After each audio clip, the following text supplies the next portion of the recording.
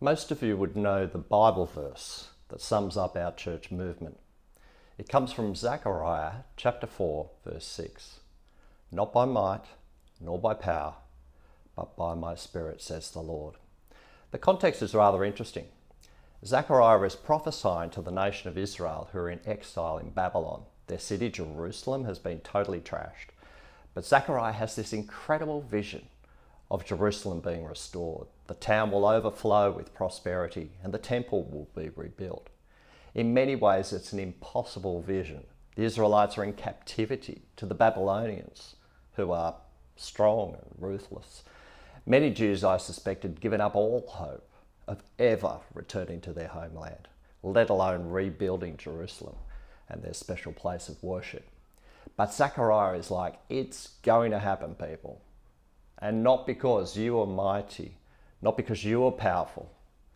It's going to happen by God's Spirit. Faith operates in the realm of the impossible. If you can be the answer to the prayer that you are praying, then your prayer is not one of faith. If you can make your vision come to pass, then the vision is not from God. God operates in the realm of the impossible, in the realm where might and power are useless. He achieves his ends by his Spirit.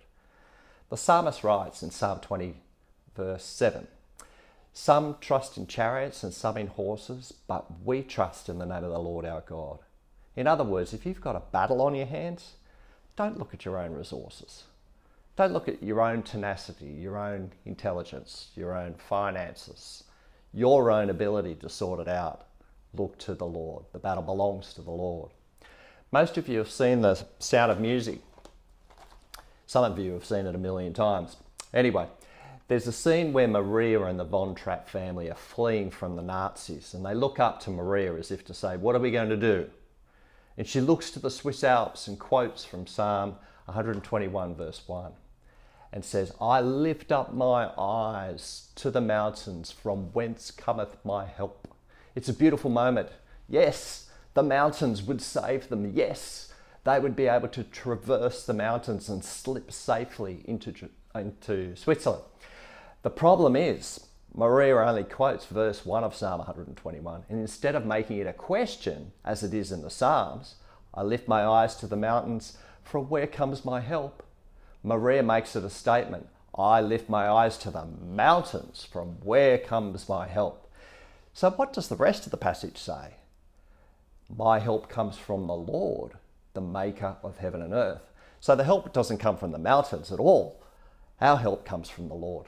Now, I love Sound of Music just as much as the next person, but there is something seriously wrong with the Sound of Music mantra.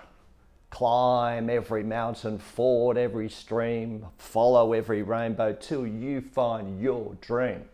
Sorry to spoil the party, but this is about living life in your own strength to make your dreams come true.